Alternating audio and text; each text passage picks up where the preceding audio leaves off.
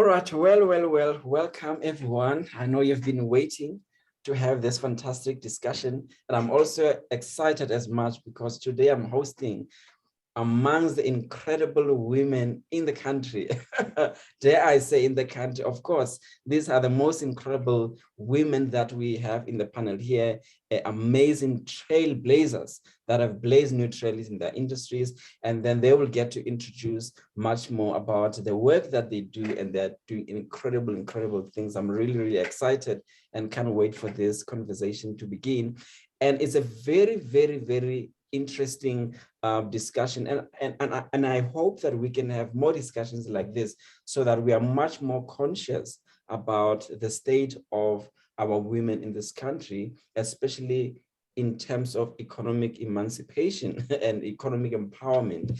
And then, but I know that also from the government side, there's been a lot of efforts that have been done, like the bill that has just been passed of women empowerment and gender equality, and so much talk is being done to really make sure that we bring women on par in terms of economic opportunities. But to talk more about that, I have the most incredible panelists to talk us through that. We have Rebone Solwana, we have Mokhadi Leswalo, and we also have Sawafa Sotluta, who are going to be unpacking some of the most important issues about women, and I'm very excited about that. But also when we read the statistic, we see that the encouraging levels of women entrepreneurs in this country, the situation of entrepreneurship amongst women has really increased according to what the stats is saying. And they say that 46% of actually women constitute 46% of the economically active population, which is really encouraging. But to talk more about some of the things that can be done to improve the state of affairs in terms of the issues of women and women economic emancipation. So these are some of the issues that we will be unpacking with some of the women panelists that are here. So thank you so much. I normally don't do the introduction for our guests because I don't want to take away, so much of their journey and what they have achieved over the years and what they've done over the years. I just allow my guests to really give us a sense of what they're all about and what they do. So even in this one, I'll just start with Mokhadi to just take us through what she does, what are some of the work that she does, what she's all about, and maybe something that we don't know about her as she introduces herself. Good afternoon, Rapelang. Thank you for the invitation. I'm very excited for us to discuss this very important discussion about women in the business space. Good afternoon to my fellow panelist, Rebone Letsofato. My name is Mokhadi Letswalo Melwa. I am the CEO of BuildFix, which is a property restoration company, and a building material supply company. We provide an innovative building material product called Build Kit, which is plumbing and electrical plumbing equipment conveniently packaged according to house plan specification, particularly for the low-cost market. And we do construction and property restorations for insurances and banks. And I'm a wife, I'm a mother to two beautiful girls, youth activist at heart, and a women activist as well. That shows with some of the organizations that I'm involved in, being South African Women in Construction, which is a non-profit organization that talks to women advocacy and youth in the construction and built environment space, known as SAWIC. So I'm very passionate about giving women and youth, particularly those that were previously disadvantaged, access to the mainstream economy for us to be able to participate in the business realm. So that's me in a nutshell. Thank you. All right, thank you so much for that introduction, Mokhadi. Tsofatso, can you give us your introduction, please? Hi, everybody. Thank you so much for the invitation. I feel very honored to be here and to be able to share with everybody and to learn from everybody else who will be presenting and chatting this afternoon. As said, I'm Tambouza. I am a mom of 3. I am a wife of 1 currently. I am an entrepreneur, a businesswoman. I am a very busy human being, and I'm currently walking the journey of Mrs. South Africa. So I'm a finalist, top 25 in the Mrs. South Africa pageant. I run a business. As I said, I'm an entrepreneur. I run a business called the Robo Steam Train, where we teach young children robotics and coding. We do this in schools. We do this in our own club as well. And I am also the founder of the Jala Foundation, where we teach robotics and coding to underprivileged children in the townships and rural areas. Among many other things that I'm doing, I'm also an advocate for literacy for life, and I am very much about education. I love the education space. I like empowering young children because I think there is quite a big gap between, I don't know what happens when we are young and then trying to be empowered beyond the age, of 30 or somewhere there, when, now we have to work on our self-esteem again. We have to try and build ourselves up. And especially for us women, there is something that happens somewhere in the middle, and we have all this extra work that we have to do. So I love actually what we've got going here, because once the children have passed through me, I can just pass them on to Mokadi to take over and deal with them in their youth age. So that is who I am in a nutshell. That is just a taste of what I do. Yeah. All right, and we're also going to get the introduction from Reboni to tell us more about some of the work that she does and what she's all about. Thank you so much, Mr. Mutsumi. I totally appreciate this opportunity. I just look forward to learning, from these brilliant minds on the call.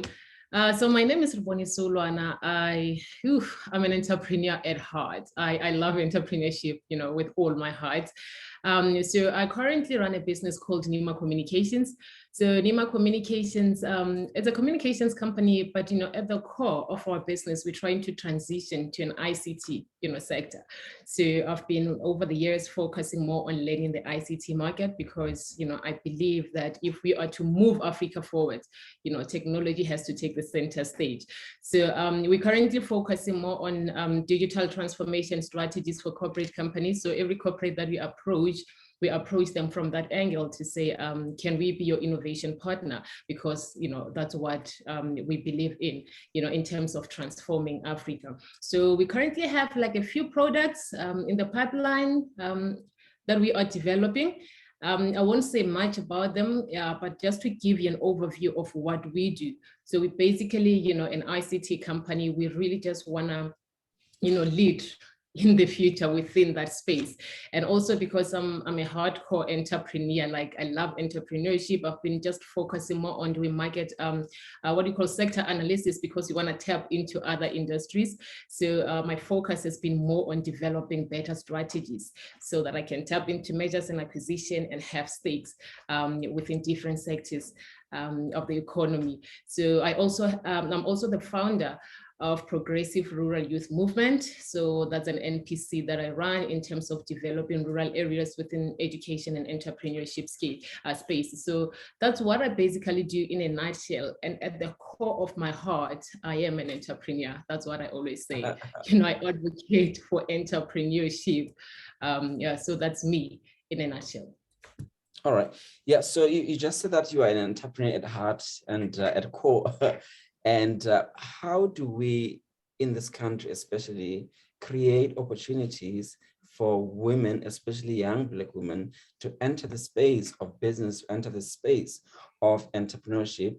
And maybe just before we go there, to also alert our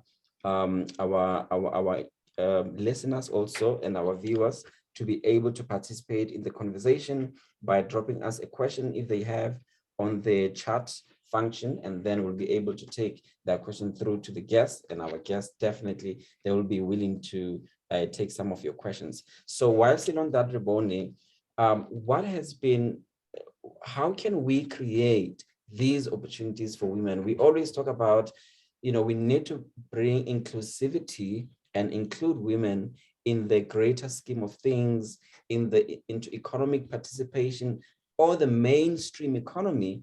But how do we do that? Where do you think that is lacking, and what should be done to create that enabling environment for women to be able to participate in economic opportunities?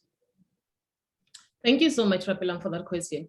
Honestly speaking, I think opportunities are there, but I believe that the problem lies with those who are currently participating in those spaces, because they seem to be the gatekeepers, in my view and in my experience. So opportunities are there. That's the first step.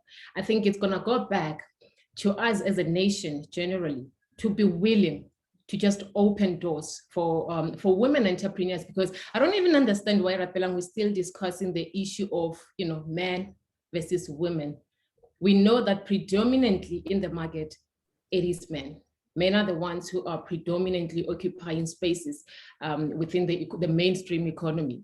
So my question would then be, why are we still discussing the issue of men versus women?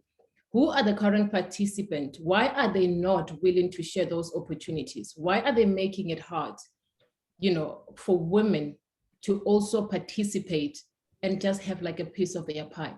So for me, I would say it has to boil down to the people who are currently occupying, position within the mainstream economy. Are they willing to open those, doors for us? Because we are knocking, but it seems like, it's still a bit of a battle in terms of them wanting to share those opportunities. So I believe that we do have opportunities. The market is very broad, and there is a space for all of us to actually participate. So for me, in terms of the things that can be done in terms of making sure that women participate, I mean, we've had a lot of programs, empowerment programs. There is a lot in the country, empowerment programs, women empowerment talks, but what is it that we are not doing right in terms of making sure that there is action on the ground? So I think the people who are currently occupying the landscape should be willing, open their hearts to say, you know what, there is no competition, let's accommodate everybody.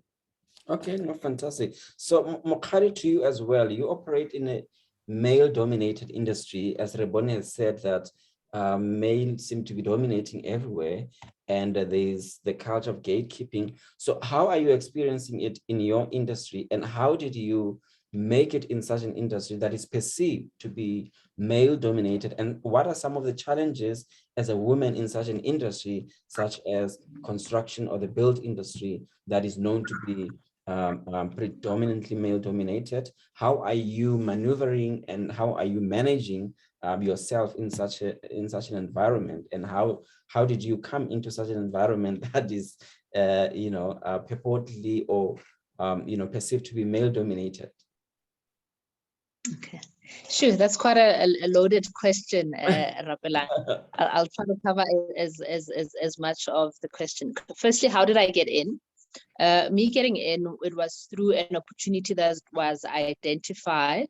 I come from an IT consultancy background. So one of the companies that I was consulting for was in the manufacturing space for building material, being your plumbing, sanitary ware, valve.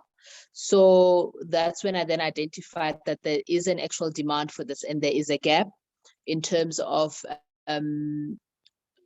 Black and women-owned suppliers in that space. That's how I then got into the construction material supply space in terms of our build kit product offering. And from there, we then diversified our business into property restoration by approaching insurance and banks in order for us to be able to get onto supplier databases. And by the grace of God, a door was opened for us. And what we did was to offer our service with excellence and professionalism. And that led to us getting more opportunities and being able to land more clients in that commercial property restoration space. So what do we need to do as women for us to be able to get opportunities in this very male-dominated industries such as construction and built environment.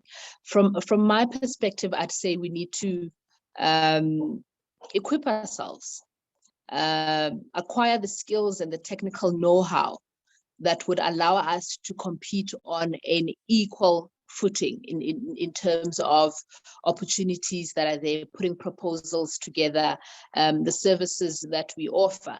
And we should not be apologetic. I mean, the time of us begging and asking nicely for a seat at the table is long gone. We have every right to be on those boards or companies and making decisions and being in certain projects. So it is up to us to take up those opportunities. And an additional thing that we need to work on as women is to have the relevant support structures, of which our male counterparts have that in place, especially as well the previously advantaged the white owned companies that have been in the industry that long. They have a solid network that they work with and relationships that they've built over time, which is something that we need to work on a lot in terms of us being able to collaborate amongst ourselves as Black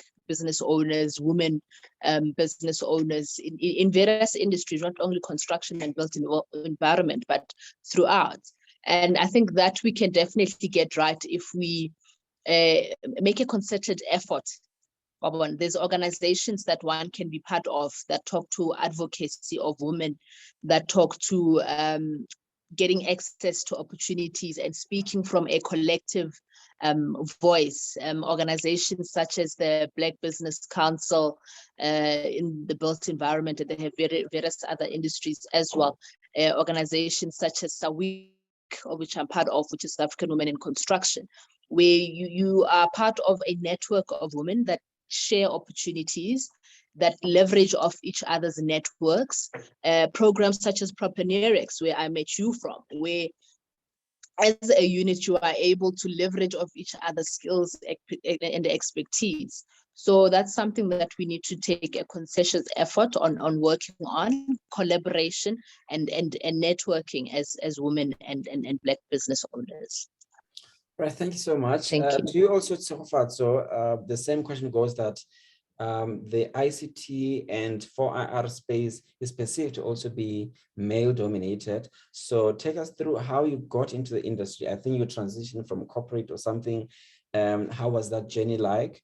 And also there's a question here from Itumelen that I will just lump into this, who said, my question is directed to Tshego. What are the challenges faced as a woman in the ICT space? So there's a perceived male-dominated industry, and how can the industry behave to be much more inclusive to women as well? So we know that you know, maths and science have always somehow been perceived to be male type of a thing. So how do we also break some of those stereotypes for women to be able to participate? I mean, you teach coding. I mean, it seemed to be very, very difficult thing to even learn and understand. Robotics and coding, I mean, those are very, very technical streams. So how do we encourage women participation into those industries that were previously male dominated? Well, first of all, I struggle with the idea that they are so male dominated. When I first came into the industry, and I'll tell you how in a moment, I was quite shocked to find the number of women running just in my little space of education, specifically on 4IR education. There are so many women, but the pie, the size of the pie that they get access to is so small that they're not even, you know, visible. They're not even coming out to the fore to see and be seen. And I think one thing, if I'm to add a little bit to what the two ladies have already said, is the understanding of how an economic ecosystem works. If people could understand that sharing with me your networks, helps the economy way more than you keeping all the information to yourself. You know, it's an entire ecosystem. If you employ somebody or you give business to somebody, you know, you direct a client to somebody else, that somebody else is creating jobs. Those jobs mean people get on the taxis. The taxi industry thrives. You know, that taxi guys buy from the ladies who sell tomatoes on the side of the road. They make it, they manage. They put kids in school. Their kids in school put their kids in creche. The lady who takes care of the creche, you know what I mean? So it's a cycle. And I wish people would understand that keeping a bigger piece of the pie to yourself or to your small little network, it doesn't help the economy. It doesn't actually help anybody. You just keep limiting it to the same people buying. And to be honest, you're going to get a person buying from your business once, maybe twice, depending on the kind of business you are in. And then you need new clients, you know? So I think we just need to open up the whole ecosystem. But how I got in, quickly in a nutshell, I was in corporate. I was in corporate for 10 years. And I found myself needing to be more useful to people, to be more stimulated myself. And, you know, there's always a spiritual connection between where you work, where you spend your days, and, you know, what you're doing. And so I started tutoring maths and science, and that's how the Chala Foundation came along. And in struggling to find funding, I decided I can't wait and hope that somebody will give me some money. So I started the Robo Steam Train, which is the profit-making business, and proceeds from that business then go to the Chala Foundation so that those who can afford essentially help those who can't afford. And, you know, we move this 4IR gospel forward, whether you are in the townships or rural areas. And that's how I got started. Yes, it is male dominated, but it's male dominated in the front. The back end, there's plenty of us. So what is it that you do when you teach people robotics and coding and all that kind of stuff? What's the process like, and how do you do it? I know you work a lot with schools, and how does that happen? All right, so I'll start at the back. At the end of what we teach, our aim is to, one, make sure that children are skilled, children and young people are skilled and understand that coding is a language, a new language. You know, it's a new form of literacy. You can read, you can write, you can code. That's where we're going, and you cannot afford to be left behind. Secondly, we try and make sure that all people that come into contact with us see robotics and coding in their everyday life. So when you are driving in your car and you are reversing, and that sound before you hit the wall goes beep, beep, beep, you must be able to understand why it's doing that. You must also be able to think, if I was the one who was programming this car, this is how I would have written my code. And that's what I want. That's what we want our children to experience, and how we want them to think everywhere they go. You must be able to see and think code. How we do this is that we take them through a process from the unknown and from the known. So we take them from what they know, we link it to what they don't know, which is in the coding space, which is understanding languages, Scratch, and we put it all together so that at the end of the day, they're able to participate, like I said, in the fourth industrial revolution. They're also able to see careers going forward, and, you know, be interested in careers that are going to be dominating the space. There's nothing that saddens me more than hearing young people, you know, aspire to take on careers that are going to be obsolete in the next few years, because they're going to study, you know, put in the hard work, and then at the end of their studies, you know, find a job that is then, you know, cancelled out within 2 years, and it's like, now I have to study again. So we need to just get our people thinking in that direction, to say, where is the world going? Where are we going? And, you know, have our children be able to you know, understand. I mean, they built the robots from scratch. They assemble these things. They're able to see how it works, what makes it tick, what makes it click, and, you know, move on that way. It helps them with their maths. It helps them with their science in school. It's just a holistic experience. And we also do a lot of soft skills. So how to present, how to talk about what you've created, how to make sure that people understand, techies are not good at speaking. Techies are not the best. So we help them and we teach them to say, listen, you've got an app, you've created an app, now sell it. How do you make sure that somebody with the money can invest in your app, get it properly created, so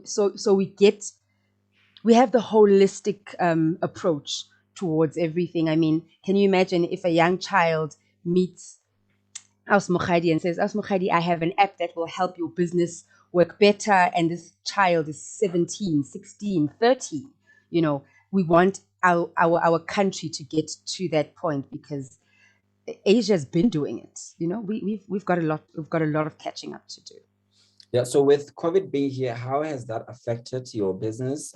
I can imagine you have to reach schools, and then probably everything had to stop. Did you pivot your model and your approach to adapt to COVID to still continue to reach the same objective of teaching kids that robotics and coding? I know that at some point you also introduced that coding and robotics to their parents, and there was an improvement also in the sign up of the parents now also wanting to learn this coding that they are teaching, that the kids are learning. So how did you manage COVID in the whole scheme of things? So at the beginning of the pandemic, my business died. Did. We flatlined. We were not critical, but stable. We were on life support, and then time of death was called, and it was over, and we kind of,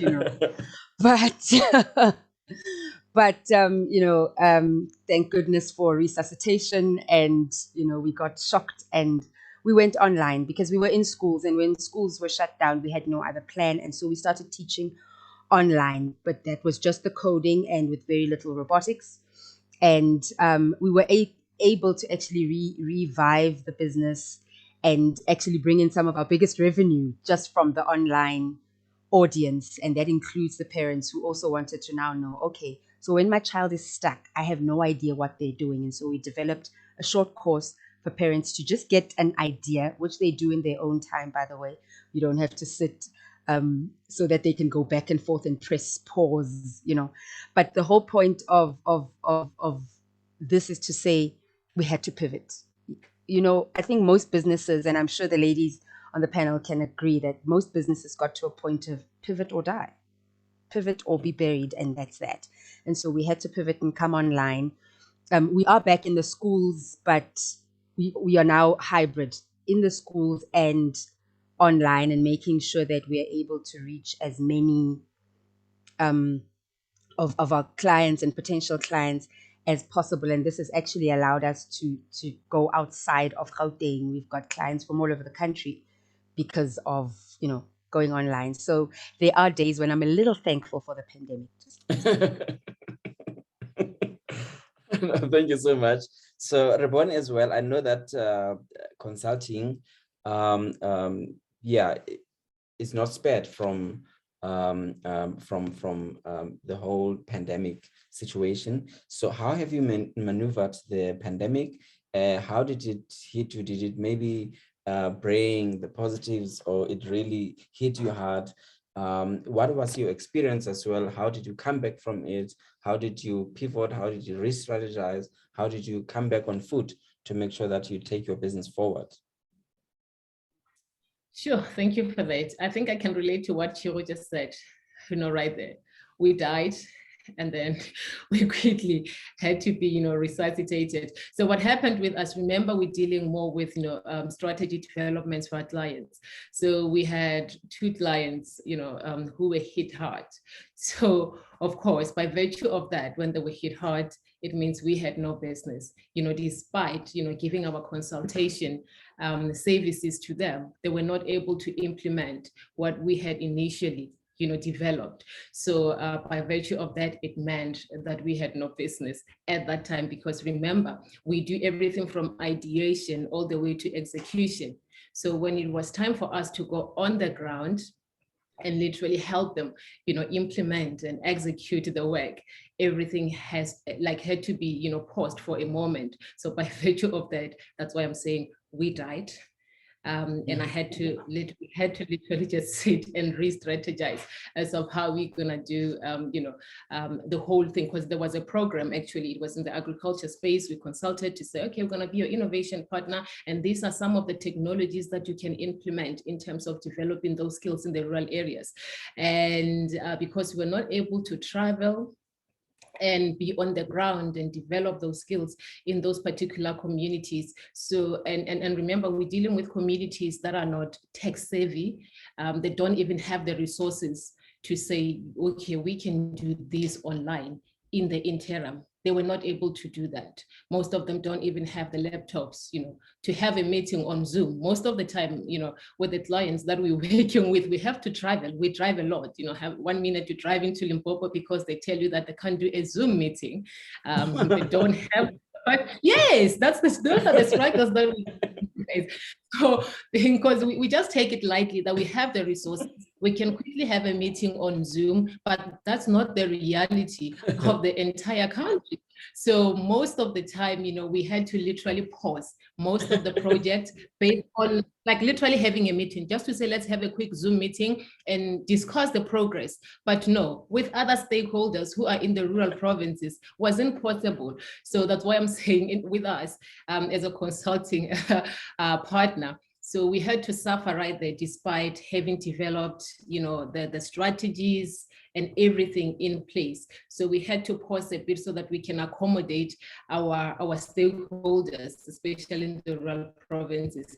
So like Chiro just said now that we literally died, we're only coming back to life now because, I think things have been lifted up a bit. So it's only now that we're able to, travel, even for those little mistakes, those little meetings. I mean, certain things can be done virtually, but maybe I speak from a point of privilege. And I think what I totally appreciate what Chiro, is doing on the ground, because that's what we need. We really need to speed up the process of digital transformation and making sure that everybody, it's sort of included in this revolution, or else I see a very serious inequality problem in our country. I'm so sorry about this.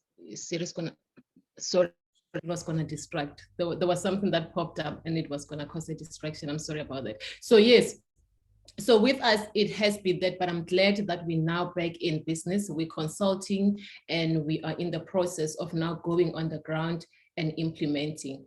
So that's where we are currently. Yeah, the reason I was laughing is because 2 hours ago, I was called by a potential client from Mafikeng, and she wanted me to come down there. I'm like, no, I can't come. So I'm giving her an option for us to do Zoom meeting. So she's not up for the idea. So she wants to drive next week to come and see me so that we can do that meeting. So that is the state of affairs. So Mkhadi, I can imagine with construction, sites closing, property development going down, and obviously the demand for build material and all of that getting affected, because if the property development goes down, that affects the entire value chain of the industry. So with you, what were some of the challenges, and how did you navigate some of the challenges that you faced in the industry? Because I know that in your industry, it was just a bloodbath in terms of job losses and projects and being canned and all sorts of changes overnight that were happening in your industry. Maybe you can just share with us some of those challenges.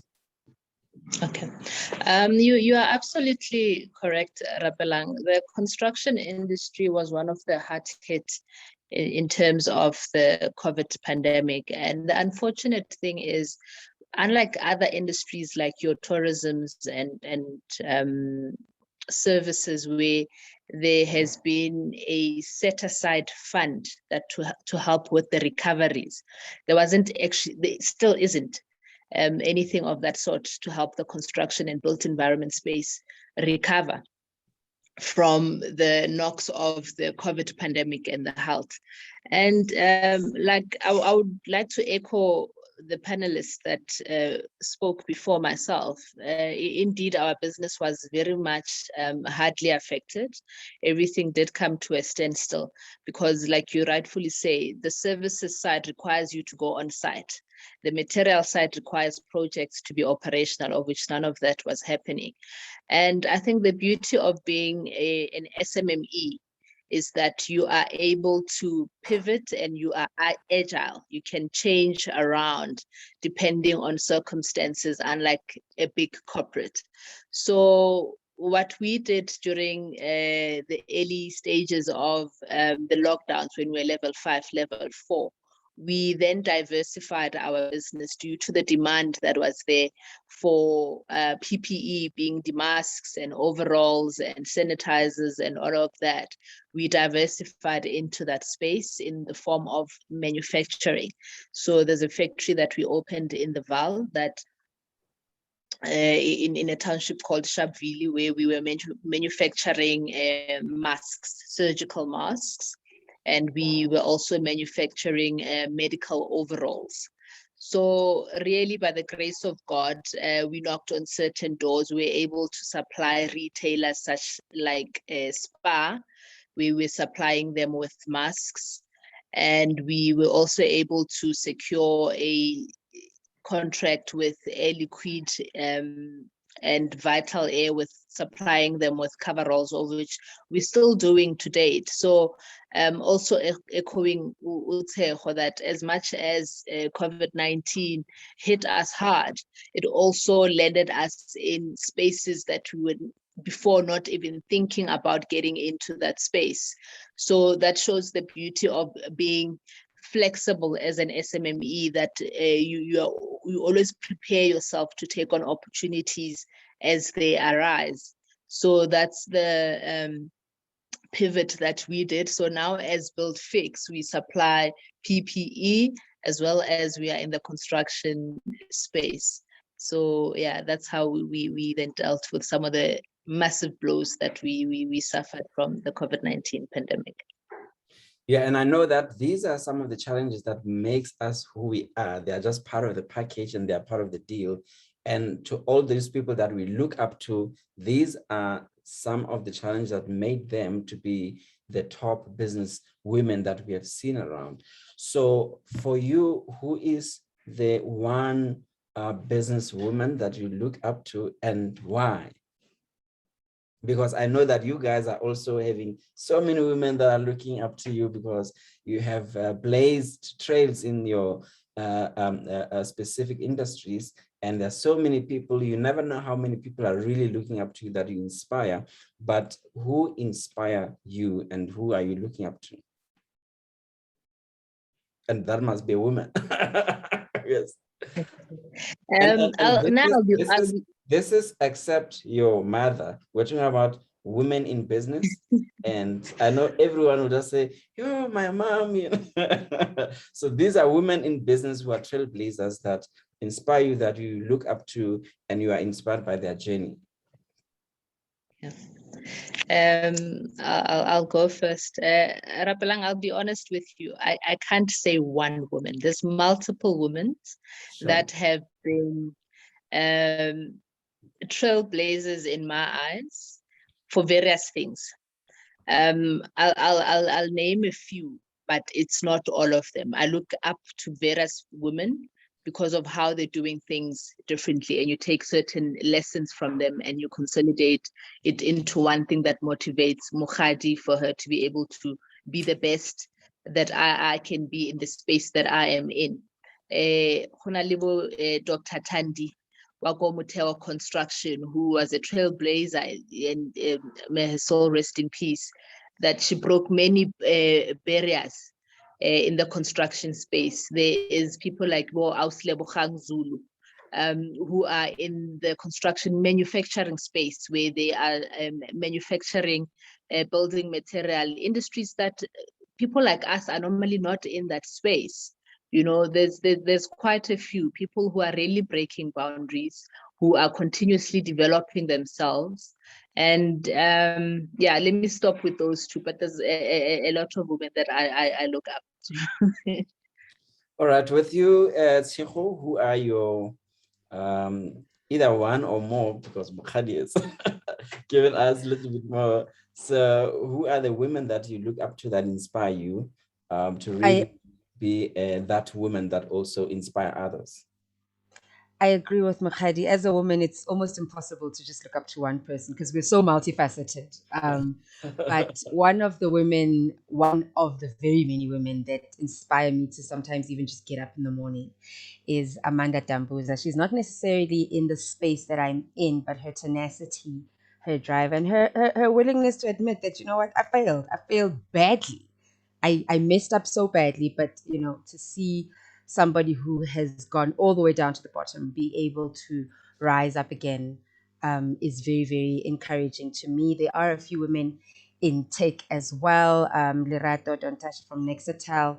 She just, she inspires me because you can see, what starting from zero looks like all the way to looking, like what everybody wants to. And I think it's encouraging because so many of us are discouraged from starting from zero because it's so difficult. It's so hard. You're a mom, you're a wife, you've got to cook and clean and then come back and make sure you meet payroll. So, yeah, those are just two of the very many that I look up to. And how do you balance all of that? You say that you're a mom, you're a businessman, you are a wife, and how do you keep that balance intact? The honest answer, I don't know. You know what? No, honestly, on some days I think, and I'm sure the other ladies can identify. On some days you feel like you're really killing it.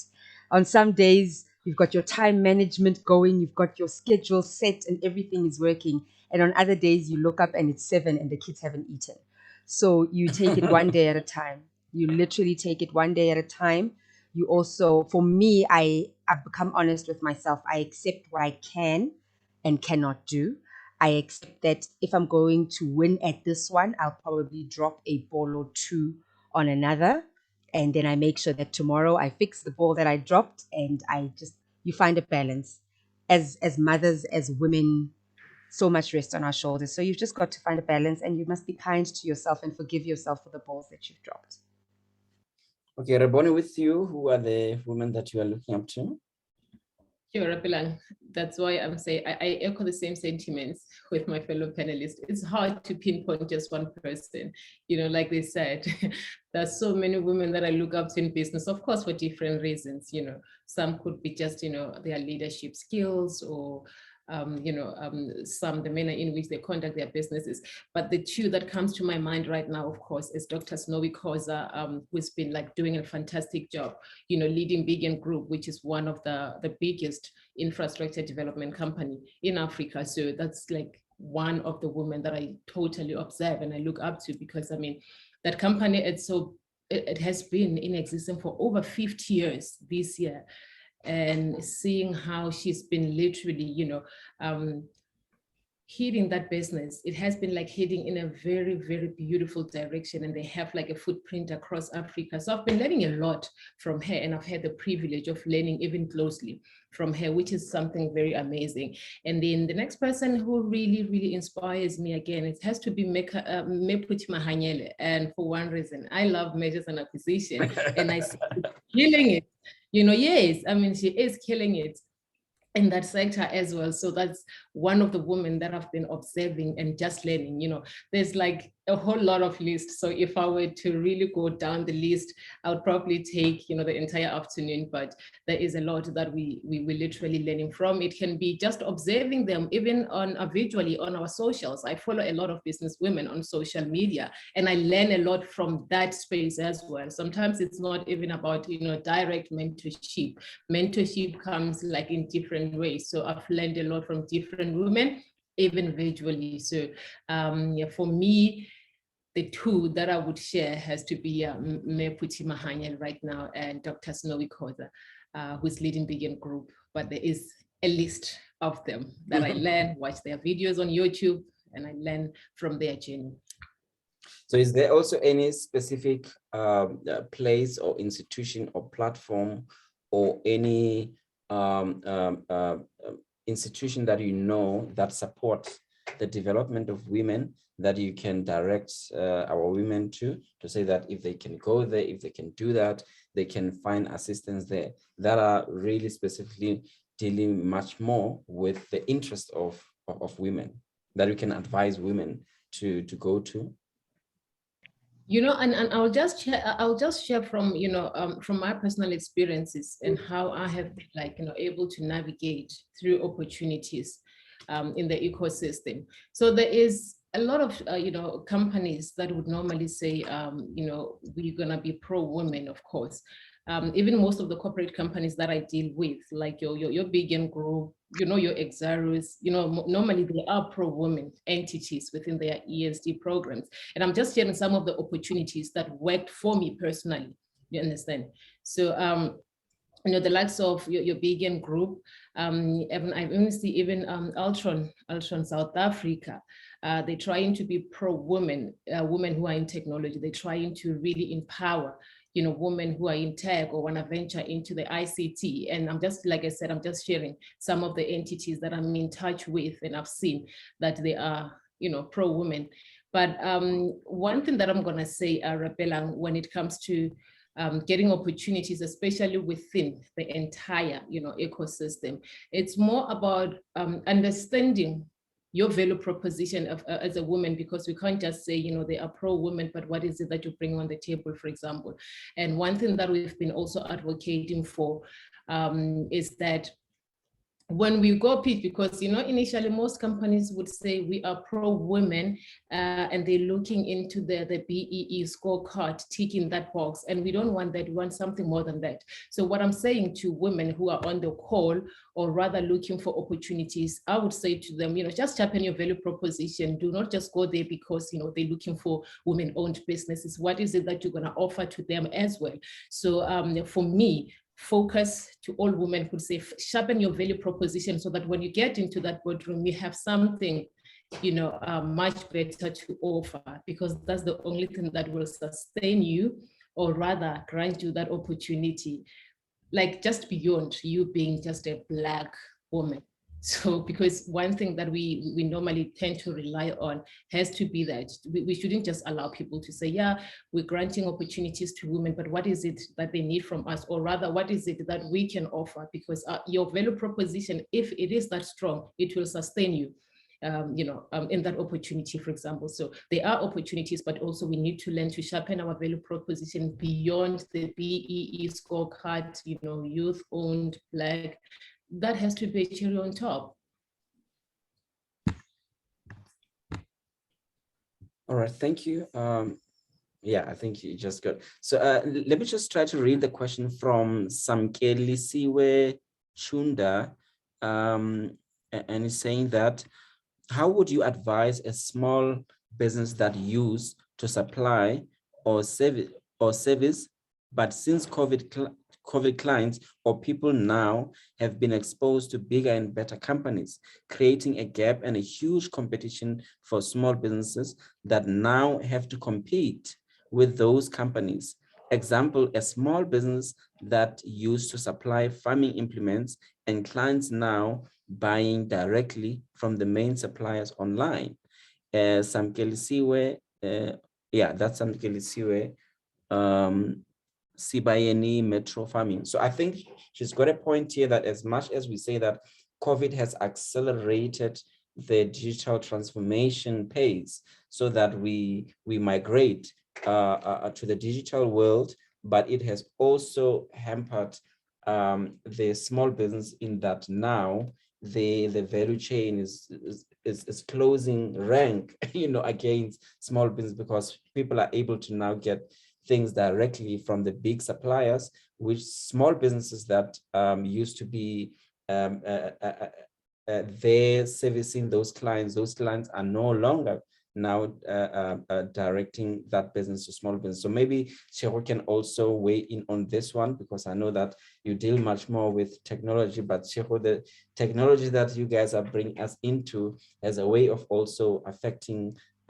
small businesses in how they are able to compete, in the greater scheme of things, because bigger companies, they've got balance sheet to rework their infrastructure to ensure that they're able to reach new markets and broaden their market base.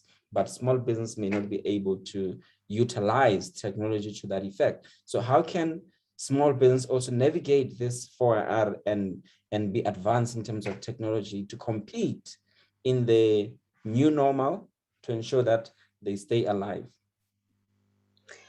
Okay, I'm gonna tie this in with a question asked by Swelabo. He or she, sorry if I'm incorrect there. How does the AI or robotic, how will this help the country economically, and how has the public received it so far? I'm tying them together because this is a problem that I've seen with a lot of small businesses. In fact, with South Africa, on South Africans in general, we struggle with change. We really do struggle with change. And if I did business in one way, I mean, for example, supplied was a supplier in the farming industry, I did things and I got to my clients in one way, and now we got locked down. My bigger competitors, or those that I am following behind, were quickly able to jump. I think the sooner we start to understand and accept that the digital age is where we are and not where we are going, the better. But also, to small businesses, I think it's very important to know where your clients are. Look for them, find out where they are, and go and find them there. The bigger companies, realized that everything was going online, and they quickly jumped because they had the know-how, they had the resources, they had this and they had that. The advent of the digital age has brought us so many free resources as well. We think we are worried that these people are selling online, whereas we can also sell online for free. So it doesn't even hamper our bottom line. But because, research and learning about the digital age brings this fear in us, we don't even learn, we don't find out, and we then lose clients to big competitors. Look, we can never compete with large companies on price. That one, it's a sad thing, because they get things at a much cheaper cost price because their MOQs are massive, right? But the truth is, we as small businesses need to also put in a little bit more effort into finding out what solutions are there for us, and you will be shocked at how many things we can get, how many platforms we can use for free, no cost at all, to get to our clients. And like Austraboni was saying, she's following people who are on social media and getting mentorship from them. The use of things like social media to reach your clients, obviously depending on your niche, is also very, very useful and very, very important. So small businesses need to know where their clients are now hanging out. Where do you find them?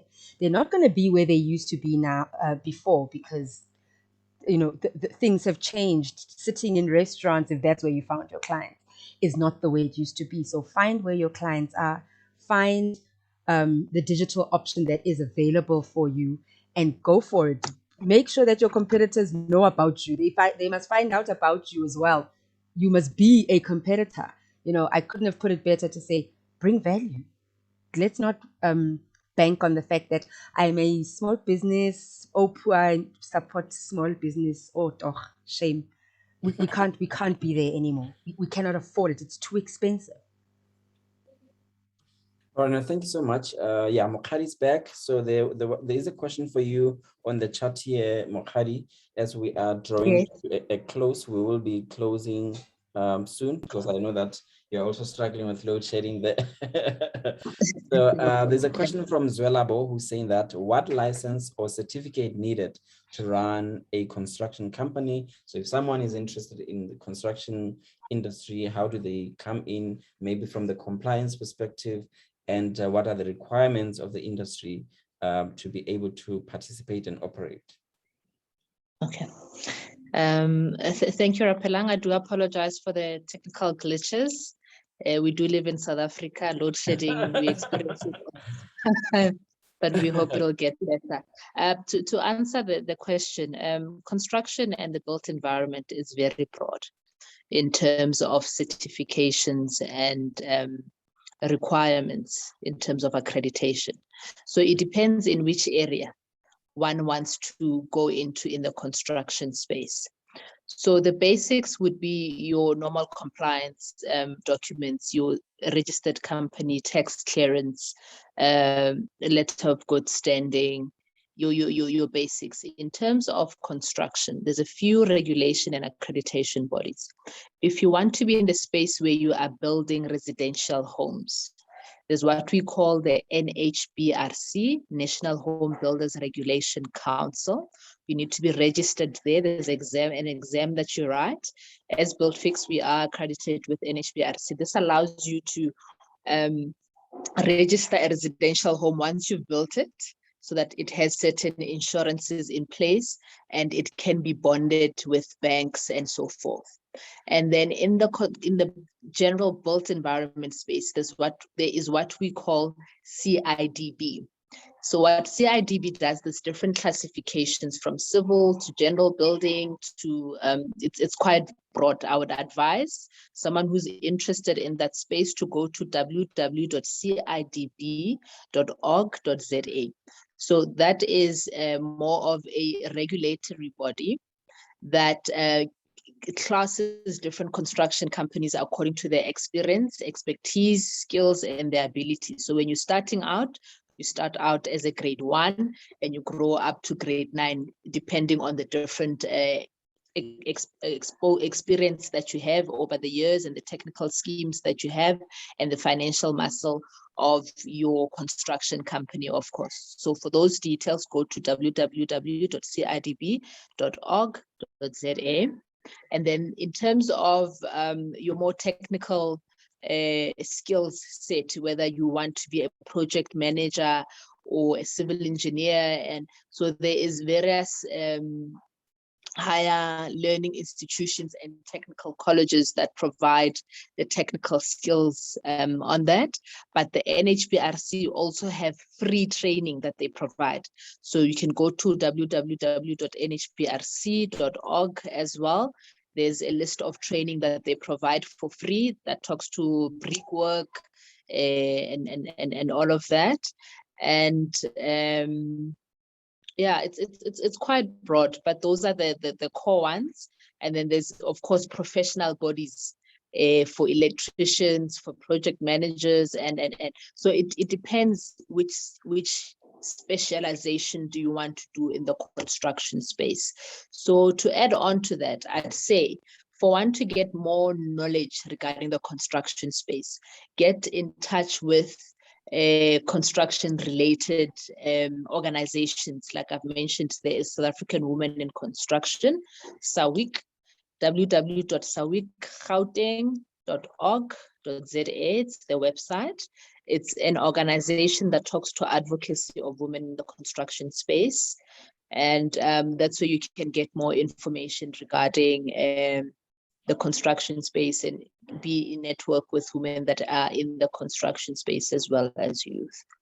I don't know if I've covered Uzweli, or is there a follow-up? Yeah, I think you have covered him at length and very, very tight. So yeah, and also some of the established entrepreneurs like yourself do join accelerator programs such as the Propreneur X, so where they can be much more upskilled and then network with the industry as well. So just in closing, you can give your message of support to women. What can you say to women who want to start businesses, women who are in business, also encouraging them, to keep on holding the fort, because it's never easy, it's difficult, but it's women like yourself that have really blazed trails, that are able to really set the blueprint on how it's done. So what can you say to women who want to start businesses or who are already in business to really hold on in the and to show them that it's possible? So what's your message of support to small businesses, and also conclude it with where you can be found and contacted? Okay. I think it's quite important that we are honest with each other when we have conversations like these ones, that the reality is business is not easy, but it is very rewarding. As challenging as it is, it can be done. It's not an easy journey. It's not as glamorous as one makes, or it seems to be on all social media platforms, but it's very rewarding to see yourself providing employment to other people, making an impact, a meaningful impact in other people's lives is something that is very rewarding. So my advice would be equip yourself, get the technical know-how, continuously develop yourself. Like you've mentioned, Propanerex, where one develops how to run the businesses better. There's also formal education that one can enroll themselves in order to for you to be more equipped to run your business professionally and efficiently as well. So another thing is having the correct team in your company as well to help you grow. So people that understand the vision of the business and what you are trying to build and wanting to build together. So business is a journey, but a very rewarding journey. Have a support structure in place. As you know, as women, we wear multiple hats. You will not be able to do everything all the time. So you need people that can really support you on the journey. So that's quite important as well. And to contact me, you can check on our website, which is www.buildfix.co.za. I'm also available on email. It's mukhadi@buildfix.co.za. We are all social media platforms as buildfix_SA. Please do follow us, we'll follow back. And let's continuously build on the networks that we have and look at opportunities to collaborate. And I'm looking forward to connecting with not only the panelists that we shared this virtual platform with, but with all the attendees as well. Thank you so much for the invitation and for the opportunity, Rapela. All right, thank you so much. Let's hear from you, Raboni.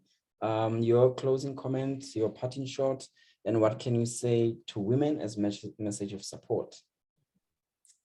Thank you so much again, Rapela. So I think I'm just gonna echo the same sentiments with Mokhadi, because honestly, business is not easy, but to any woman, you know, who aspires to be in business, number one, just work on equipping yourself, learn as much as you can, you know, understand your why. Why do you want to be in business? You know, it's not as glamorous as we tend to make it on socials.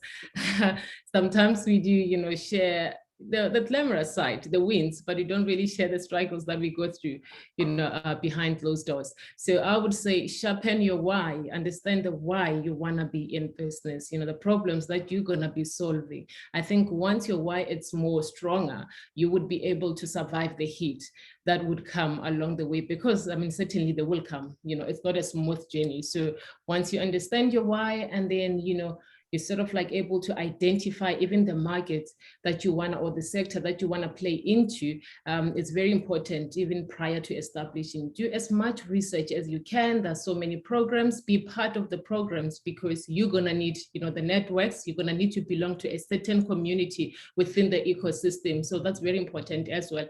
Research, and learn as much as you can. And of course, you know, seek mentorship even before you start. You can just identify people who are trailblazing in those industries, you know, seek mentorship from them, learn from them, and sort of like strengthen your networks as well, and create like a powerful team. You know, some of us learn the hard way. Not having a stronger team can literally deter you from the path. So find a stronger team that you can work with. Like Mahadi said, people who believe in your vision, of course, so that you can be able to drive the vision forward. So for me, learn. We never stop learning. Even now, we're still learning. We're still part of the programs. So you just never arrive. You can never say, I know enough. So just continue learning, learn, equip yourself, and, you know, find the communities that you can really journey with. All right, thank you so much. Oh, okay. You want Okay, so I just wanted just to close it off in terms of also on social media, we own Nima Communications, all social media platforms, and then website is www.nimacommunications.co.za. And my email is reboni@nimacommunications.co.za.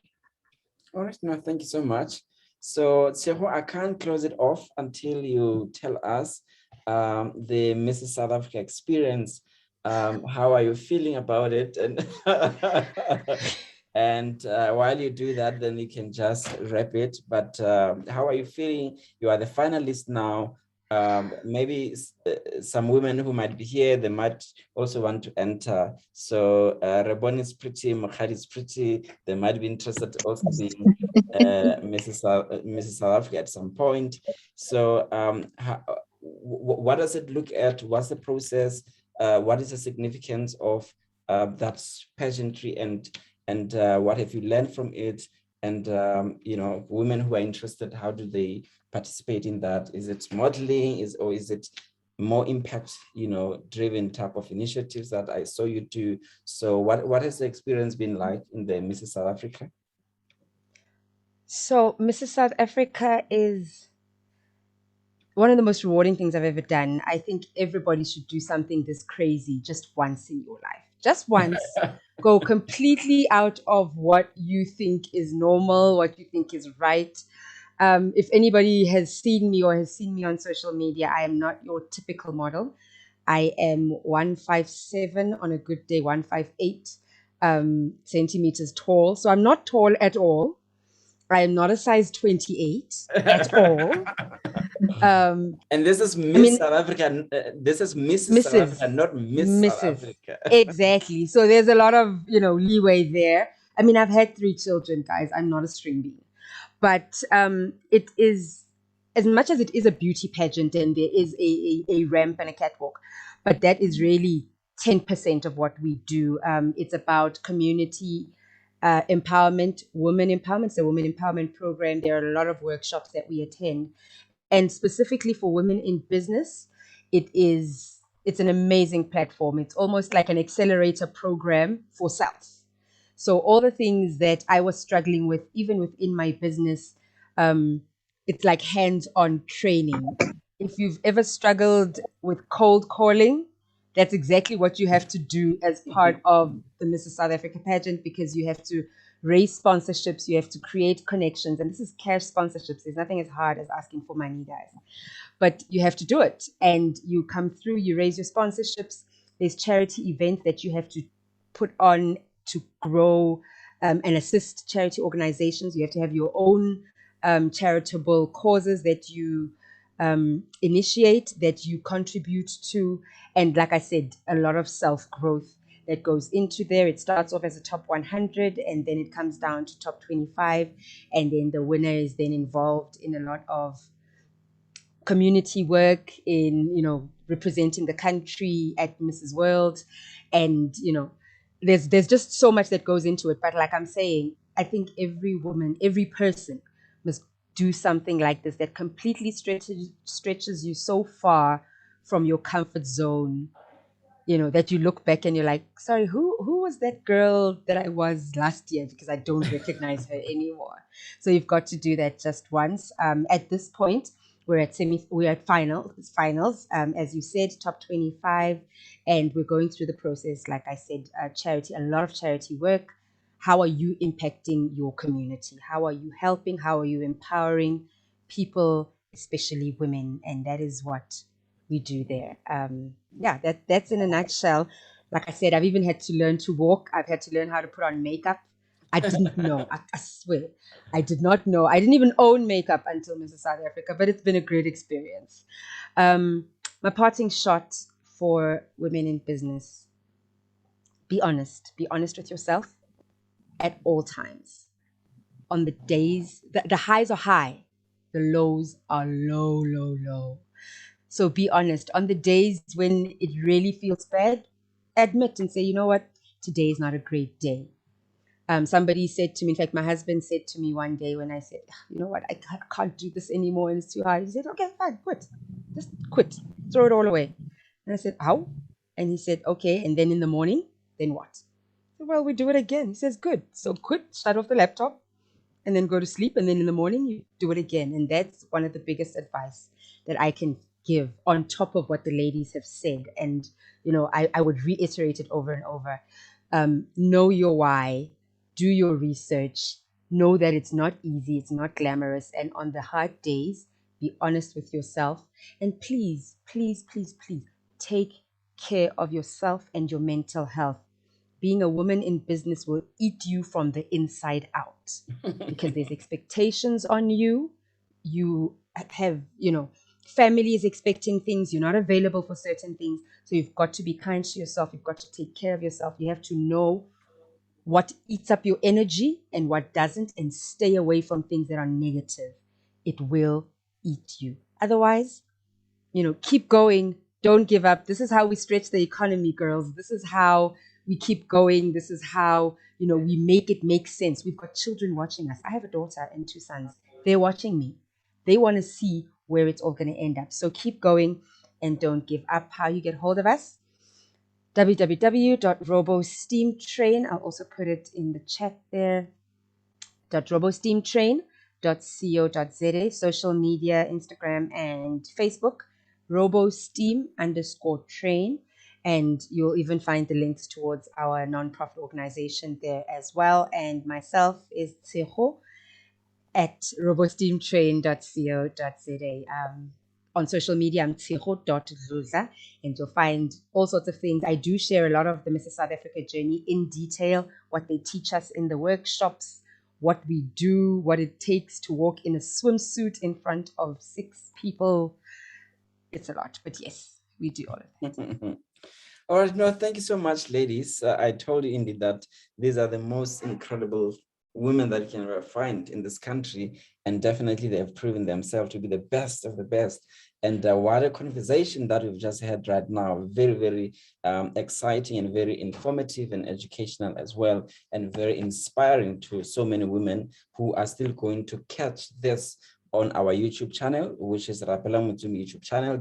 That's where this this conversation will also go into, so you can follow it there and see what happens there. So we do have more conversation coming up, so just keep your tabs on our social media platforms as well, just so that you see what next conversation we're going to be having, and with which panelists that will be also coming to grace our Zoom. So thank you so much, ladies, for having availed yourself. And maybe just to acknowledge some few attendees as well. I'm not going to acknowledge all of them because there are a number of them. There's Itumeleng, there's Kwati Koka, Mapule Pule, Matapelo Mbambisa, Musampo Mloana, Samkelisiwe Chunda, Shepherd Mtimeli, Smangaliso Nyandeni, and those also have left much earlier. So thank you so much for everyone that have participated in today. And I really, really, really appreciate and honor you, ladies. You are one of the most bold people that I've ever come across. So keep doing the great work. We are really inspired, and we see your work and your dedication to the entrepreneurship. And I believe that a lot more women will be able to be encouraged by some of the work that you do. If you give up, just think about so many women that you let down, because there are people out there who are looking up to you for inspiration. No pressure. And motivation. No pressure, right? So thank you so much. Thank you so much. And definitely we will meet in the space. And I really appreciate that you're here.